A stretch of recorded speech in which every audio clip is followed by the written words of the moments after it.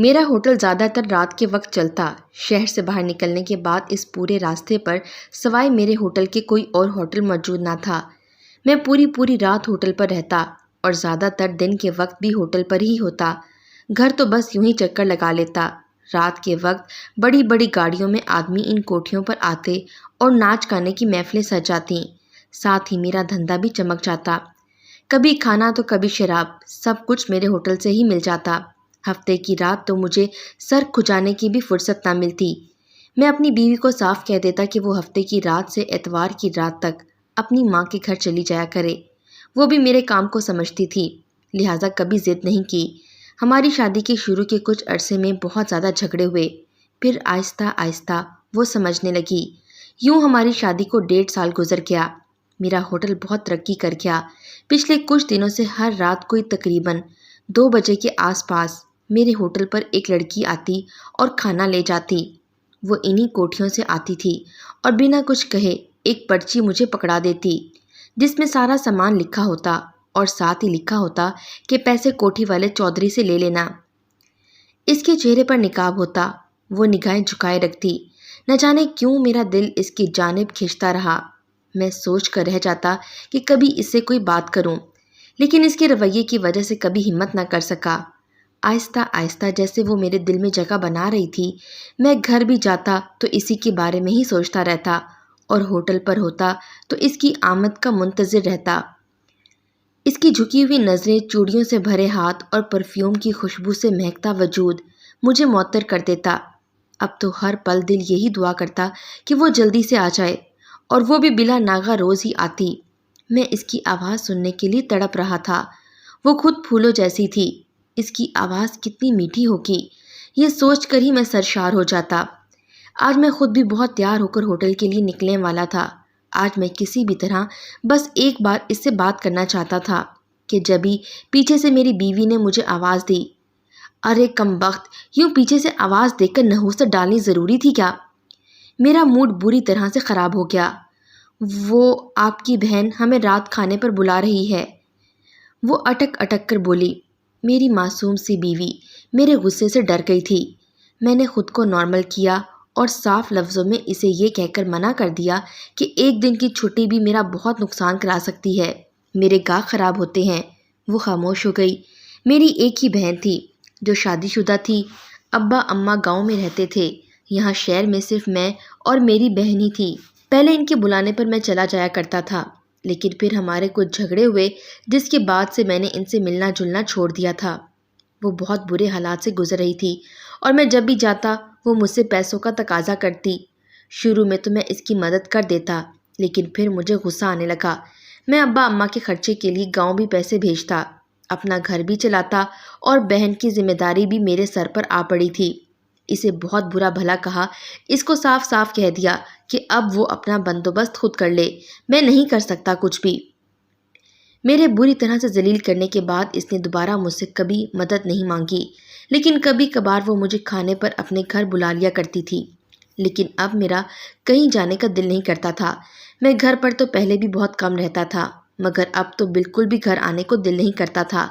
آج بھی جیسے ہی رات کے 2 بجے اندھیرے میں چاند کی چمک کی روشنی کے درمیان مجھے اس کا وجود اپنی طرف بڑھتا نظر آیا۔ وہ دھیرے دھیرے سے چلتی میرے قریب پہنچ گئی۔ اس کی پائل کی جھنکار سے فضا میں ایک مدھو سر سا بکھر گیا تھا۔ اس نے مجھے دیکھتے ہی میری جانب سامان کی پرچی بڑھائی۔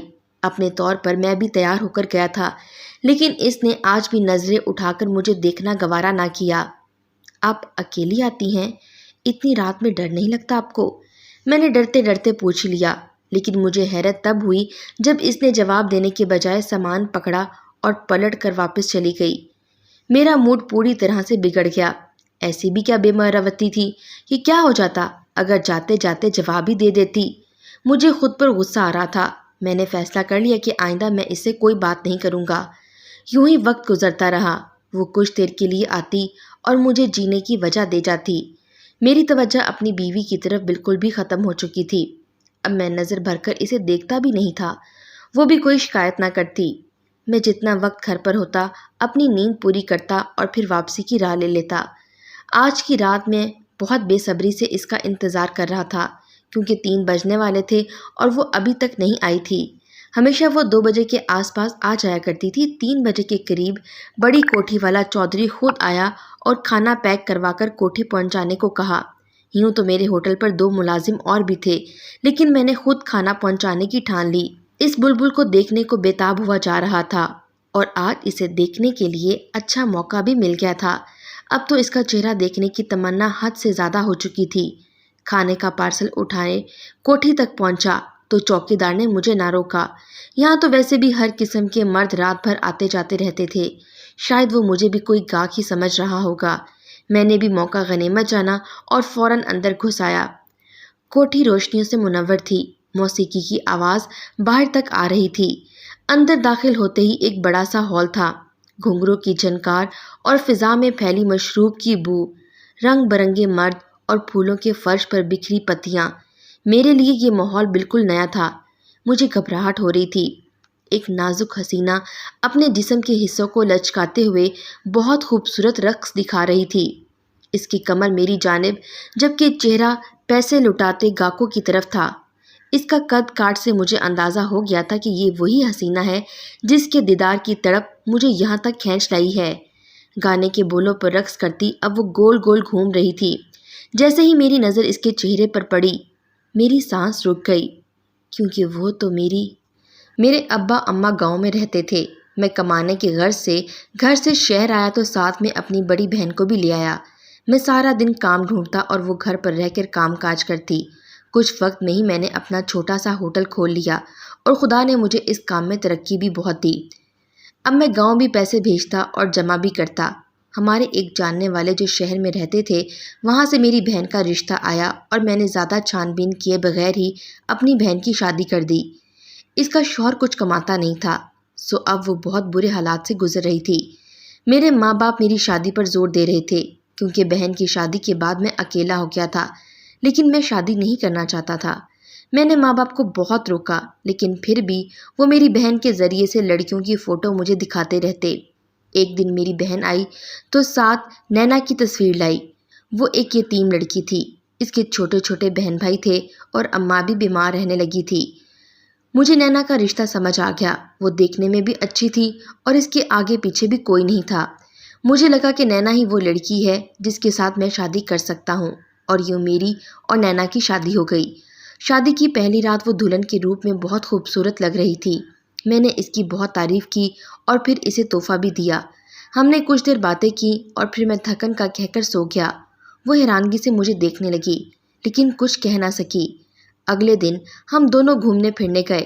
میں نے اسے اچھے سے ریسٹورنٹ میں کھانا کھلایا۔ وہ آج بہت خوش تھی۔ اس نے آج بلیک کلر کی شرٹ اور جینز پہن رکھی تھی۔ وہ میرے قریب آ کر بیٹھ گئی۔ میں نے پل بھر اسے دیکھا اور چینج کرنے کے لیے اٹھ گیا۔ وہ شرماتی ہوئی مجھے دیکھنے لگی۔ اسے میری طرف سے کسی پیش قدمی کا انتظار تھا، لیکن آج بھی میں کپڑے بدل کر بستر پر لیٹ گیا۔ میں نے اسے لائٹ آف کرنے کو کہا تو اس کے چہرے کا رنگ پھیکا پڑ گیا۔ پھر وہ لائٹ بند کر کے میرے پاس ہی لیٹ گئی، لیکن میں فوراً ہی سو گیا۔ اگلے دن وہ بہت بجھی بجھی سی تھی۔ میں نے اس کے موڈ کو نظر انداز کیا۔ میں شام کو پھر اسے باہر لے گیا، لیکن آج وہ باہر جا کر بھی خوش نہیں تھی۔ واپسی پہ میں نے اسے اس کی ماں کے گھر یہ کہہ کر چھوڑ دیا کہ کچھ دن اماں کے پاس رہ جاؤ۔ مجھے وہ دیکھتی ہی رہ گئی اور کچھ نہ بولی۔ وہ میرے ساتھ واپس آنا چاہتی تھی، لیکن میں اسے وہاں چھوڑ آیا۔ 5 دن بعد وہ خود ہی واپس آ گئی۔ اب وہ مجھ سے شکوہ کر رہی تھی کہ میں نے اسے وہاں کیوں چھوڑ دیا۔ میں نے کوئی جواب نہ دیا۔ اب میں ہر رات ہوٹل پہ گزار کر صبح واپس آتا اور ساری رات سویا رہتا۔ وہ مجھ سے خفا خفا رہنے لگی تھی۔ اب ہمارے چھوٹے موٹے جھگڑے ہونے لگے تھے۔ وہ آہستہ آہستہ اپنے جذبات کا اظہار کرنے لگی تھی۔ اس کے لیے اپنے جذبات پر قابو پانا مشکل ہو گیا تھا۔ جب بھی وہ بے چین ہونے لگی، میری قربت کے لیے تڑپتی، لیکن میں کسی نہ کسی بہانے سے اس سے دور ہو جاتا۔ بہت دنوں تک یہ یوں ہی چلتا رہا۔ ایک دن اس نے میری بہن سے اس بارے میں بات کی۔ میں جیسے ہی گھر پہنچا، میری بہن نے مجھ سے اس کے رویے کی وجہ پوچھی۔ اس کے منہ سے یہ سن کر میرا غصے سے برا حال ہو گیا اور میں نے اس کے سامنے نینا کو خوب مارا۔ میری بہن مجھے روکتی رہی، لیکن میں نے اتنی آسانی سے نینا کو نہ بخشا۔ میری بہن اپنے گھر واپس چلی گئی اور نینا زخمی وجود کے ساتھ بستر پر پڑی رہی۔ وہ سمجھ گئی تھی کہ میرے ساتھ کوئی مسئلہ ہے۔ باتوں باتوں میں اس نے مجھ سے پوچھنا چاہا لیکن میں نے اسے جھڑک دیا۔ اب وہ مجھے ڈاکٹر کے پاس لے جانا چاہتی تھی۔ میں نے اسے صاف انکار کر دیا اور جتا دیا کہ مجھے کوئی مسئلہ نہیں ہے، جب میرا دل چاہے گا میں تعلق قائم کر لوں گا۔ اب اس نے کہنا بھی چھوڑ دیا تھا۔ ایک دن وہ میرے ساتھ میرے ہوٹل گئی تھی۔ اسے ویرانے میں کوٹھیاں دیکھ کر بہت حیرت ہوئی تھی۔ جب میں نے اسے سرسری سا بتایا کہ یہ کوٹھیاں یہاں کیوں ہیں، میں نہیں جانتا تھا کہ خود اپنے لیے گڑھا کھود رہا ہوں۔ بظاہر وہ یوں ہی مجھ سے پوچھتی جا رہی تھی اور میں جواب دیتا جا رہا تھا۔ مجھے نہیں پتا تھا کہ اس کے دل میں کیا چل رہا ہے۔ آج اسے یہاں گھنگرو باندھے اپنے جسم کی نمائش کرتے دیکھ کر جیسے میں کسی پتال میں جا گرا تھا۔ وہ بھی مجھے دیکھ چکی تھی لیکن اس کے دھن پر تھرکتے جسم میں کوئی فرق نہیں آیا تھا۔ وہ اب بھی مدہوش ہو کر ناچ رہی تھی۔ غیر مرد اس پر پیسہ لٹا رہے تھے۔ بارش کی طرح وہ پیسے میں نہا رہی تھی۔ میں لڑکھڑاتے قدموں سے باہر نکل آیا تھا۔ مجھ میں اتنی بھی ہمت نہیں رہی تھی کہ میں جا کر اسے روکتا یا کھینچ کر وہاں سے نکال لاتا۔ مجھے نہیں معلوم میں کس طرح گھر پہنچا۔ بستر پر گر گیا۔ میرے دماغ کی رگیں پھٹنے والی تھیں۔ میں دوا لے کر سو گیا۔ جب آنکھ کھولی تو کچن سے کچھ آوازیں آ رہی تھیں۔ میں تیزی سے کچن میں گیا۔ نینا معمول کی طرح میرے لیے کھانا پکانے میں مصروف تھی۔ میں نے بازو سے پکڑ کر اسے کھینچتا ہوا بستر پر لا پھینکا۔ وہ عجیب سی نظروں سے مجھے دیکھ رہی تھی۔ کیا ہو گیا ہے آپ کو؟ وہ مجھ سے ایسے پوچھ رہی تھی جیسے کچھ ہوا ہی نہ ہو۔ کیوں کیا تم نے ایسا؟ تمہیں شرم نہیں آئی؟ اتنا بڑا دھوکہ کیا میرے ساتھ۔ میں اس کو تھپڑ مارتا جا رہا تھا اور وہ بڑے آرام سے مجھ سے پٹ رہی تھی۔ جب میں مار مار کر تھک گیا تو وہ خود ہی اٹھ کر میرے لیے پانی کا گلاس لے کر آئی۔ میں نے اس کے منہ پر تھوک دیا۔ وہ میرے سامنے ہی بیٹھ گئی۔ آہستہ آہستہ وہ مجھے سنانے لگی۔ جب شادی کے شروع میں تم نے مجھ پر نظر نہ ڈالی تو مجھے لگا کہ تم کچھ وقت چاہتے ہو۔ پھر بھی مجھے حیرت تھی کہ کوئی مرد اتنا کیسے خود پر قابو پا سکتا ہے۔ پھر دھیرے دھیرے مجھے یقین ہوتا چلا گیا کہ تم مرد نہیں ہو۔ پہلے میں نے سوچا کہ تمہارا علاج کراؤں گی لیکن تم نہ مانے۔ میں نے دن رات تمہارے لیے دعائیں کیں کہ کسی طرح تم مان جاؤ، کیونکہ تم نے مجھے ہمیشہ مار پیٹ سے اور ڈرا دھمکا کر خاموش کروا دیا۔ میں چپ رہی کیونکہ تم میرے گھر کا خرچہ اٹھا رہے تھے اور میں صرف اپنے جذبات کی تسکین کی خاطر اپنے بہن بھائیوں کی زندگی واپس پہلے جیسے نہیں کر سکتی تھی۔ لیکن پھر تم نے اپنی بہن کے ساتھ ساتھ میرے گھر کا خرچہ بھی بند کر دیا، جبکہ تم خوب کما رہے تھے۔ میرے پاس تمہارے ساتھ رہنے کی کوئی وجہ نہیں تھی۔ میرا دل باغی ہو گیا تھا، لیکن اماں نے مجھے رخصتی کے وقت صاف صاف لفظوں میں کہہ دیا تھا کہ میری واپسی کا کوئی راستہ نہیں ہے۔ مجھے تمہارے ساتھ ہی جینا ہے اور یہیں مرنا ہے۔ میں نے بہت دفعہ اماں کو اپنی بنجر زندگی کے بارے میں بتانا چاہا لیکن وہ سننا ہی نہیں چاہتی تھیں۔ پھر میں آپ کے ساتھ ہوٹل گئی اور وہاں بڑی بڑی کوٹھیاں دیکھ کر میں حیران رہ گئی، اور جب آپ نے بتایا کہ یہاں سب اپنی پیاس بجھانے آتے ہیں، آپ تو زیادہ وقت ہوٹل پر ہی رہتے اور خاص کر رات کو۔ بس اپنی تڑپ سے مجبور ہو کر ایک روز میں بھی آپ کے پیچھے چل پڑی۔ سب سے پہلی کوٹھی پر اندر چلی گئی۔ مجھے کسی نے نہ روکا۔ اندر جاتے مجھے ایسا لگا جیسے میں کسی حیرت انگیز دنیا میں آ گئی ہوں۔ روشنیوں کی اس چکا چوند میں چودھری صاحب کی نظر مجھ پر پڑی تو وہ مجھے اپنے ساتھ اپنے خاص کمرے میں لے گئے۔ وہ میرے بارے میں سب کچھ جاننا چاہتے تھے لیکن میں انہیں کچھ نہیں بتانا چاہتی تھی سوائے اس کے کہ میں اپنی بنجر زندگی کو خوشنما بنانا چاہتی ہوں۔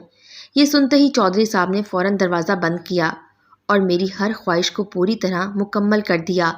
میں اپنا ادھورا پن ختم ہونے پر بہت خوش تھی۔ بس ایک ڈر تھا کہ کبھی تم یہ سچ نہ جان لو، اس لیے میں ہر رات تمہارے ہوٹل آتی اور تمہیں دیکھ کر مجھے تسلی ہو جاتی۔ اب صرف چودھری صاحب ہی نہیں، اور بھی بہت لوگ تھے جو میری تعریفیں کرتے، میرے وجود پر پھوار کی طرح برستے اور میرے جذبات کو ٹھنڈا کرتے۔ مجھے پیسے کی کمی نہ رہی۔ اب میں اماں کے گھر کا خرچہ بھی بہت اچھے سے چلا رہی تھی۔ اماں نے کبھی نہیں پوچھا کہ اتنا پیسہ کہاں سے آ رہا ہے۔ وہ بس مجھے اسی طرح گھر چلانے کے لیے کہتی رہیں، اور اب میں نے محسوس کیا کہ اب جب بھی میں ہوٹل آتی تو آپ مجھ میں دلچسپی لیتے تھے۔ تمہیں چیک کرنے آتی تھی۔ مجھے اندازہ نہیں تھا کہ تم میرے ہی دیوانے ہو جاؤ گے، اور اب تم گھر سے اور باغی ہو گئے تھے۔ کبھی کبھی آتے اور آتے ہی سو جاتے۔ تم نے کبھی غور ہی نہیں کیا کہ میں کتنی بدل گئی ہوں۔ میرا پہننا، میرا اوڑھنا، میرا چلنا پھرنا سب کچھ بدل چکا تھا۔ چودھری صاحب نے مجھے ہر چیز سے نواز دیا۔ میری اماں کو بھی اندازہ ہو گیا تھا کہ میں پہلے جیسی نہیں رہی ہوں، اور پھر ایک دن میں نے انہیں سب کچھ بتا دیا۔ وہ حالات کی ماری ایک مجبور بیوہ عورت، اس لیے انہوں نے مجھے نہیں روکا، بلکہ اب وہ بہانے سے مجھ سے مزید پیسوں کا تقاضا کرتی ہیں۔ میں تمہاری بہن کی بھی مدد کرنے لگی۔ تم بہت بے حس انسان نکلے۔ تم نے جان بوجھ کر میری زندگی برباد کی اور اپنی سگی بہن کو بھی بے آسرا کر دیا۔ میں تمہاری بہن کو اتنا پیسہ دینے لگی کہ وہ کبھی مجھ سے پوچھ ہی نہ سکی۔ بہت دفعہ وہ میری غیر موجودگی میں گھر آئی، لیکن خاموش رہی، کیونکہ سب خود غرض بن چکے ہیں۔ میری ماں، تمہاری بہن اور سب سے بڑھ کر تم نے میری یتیمی کا فائدہ اٹھایا اور مجھے اپنی نوکرانی بنا کر رکھ دیا۔ وہ اپنی بات پوری کر کے چپ ہو گئی۔ مجھ پر تو قیامت آ چکی تھی۔ میری بیوی کس طرح مجھے دھوکہ دینے کے بعد آئینہ دکھا رہی تھی، جس میں میرا اپنا عکس ہی گدلا تھا۔ گھر میں سناٹے بولنے لگے تھے۔ ایک دوسرے کے سامنے بیٹھے بیٹھے یوں ہی رات ہو گئی۔ میں نے اٹھ کر تیاری پکڑی اور میں واپس ہوٹل آ گیا۔ میں نے نینا کو کچھ بھی نہیں کہا، کچھ کہنے کے لیے تھا ہی نہیں۔ جب ہی میں مکمل نہیں تھا تو اس کا جرم کیا تھا؟ اس نے وہی کیا جو کوئی بھی عورت اپنے شوہر سے چاہتی ہے۔ مجھے اب اس پر غصہ نہیں آ رہا تھا۔ وہ خوش رہنے لگی تھی، بہت خوش۔ آج میں نے اسے غور سے دیکھا تھا۔ بہت دنوں کے بعد اس کا رنگ نکھر گیا تھا۔ اس کا جسم بھی بھرا بھرا سا ہو گیا تھا۔ اس کے ہاتھ میں چوڑیاں تھیں۔ یہ وہی چوڑیاں تھیں جس پر میں دل ہارا تھا۔ کتنا بے وقوف تھا میں۔ وہ میرے سامنے میرے گھر میں ہی تھی اور میں رات کے آخری پہر ہو جانے پر اس کے دیدار کے لیے تڑپتا تھا۔ تو رات کے 2 بجنے والے تھے۔ آج مجھے کسی کا انتظار نہیں تھا۔ آج بنگلے سے موسیقی کی آواز ہوٹل تک آ رہی تھی۔ لگتا تھا جیسے کوئی گھنگرو باندھے مدہوشی میں رقص کر رہا ہو۔ میں جانتا تھا کہ وہ نینا ہے، لیکن مجھے اب زندگی بھر انجان بن کر ہی رہنا تھا۔ شاید یہی میری سزا تھی کہ میں انجان بنا رہتا۔ اس نے میرا عیب قبول کر لیا تھا، مجھے بھی اب اسے قبول کرنا تھا، اس کے عیبوں کے ساتھ۔ صبح ہونے والی تھی، آج وہ نہیں آئی تھی۔ جب میں گھر آیا تو وہ مجھ سے پہلے گھر پہنچ چکی تھی۔ آج وہ تیار تھی، بالکل ویسے ہی تیار جیسے وہ میرے ہوٹل پر آیا کرتی تھی۔ اس نے مجھے پکڑ کر ایک طرف بٹھایا اور ہلکی آواز میں موسیقی لگا کر گھنگرو باندھ دیے۔ آج وہ میرے لیے ناچ رہی تھی، میرے سامنے اپنے رقص کے جلوے بکھیر رہی تھی۔ میں یکا یک اسے دیکھے جا رہا تھا۔ وہ ناچتے ناچتے میرے قدموں میں آ کر گری۔ میں نے جیب سے کچھ نوٹ نکال کر اس پر وار دیے۔ وہ سر اٹھا کر مجھے دیکھنے لگی۔ میں مسکرا دیا۔ ہمارا رشتہ ادھورا ہو کر بھی آج مکمل ہو گیا تھا۔ میں نے اسے طلاق دے دی تھی، لیکن گھر سے جانے کو نہیں کہا۔ اب میں اس کا گاہک تھا اور وہ میری محبوبہ۔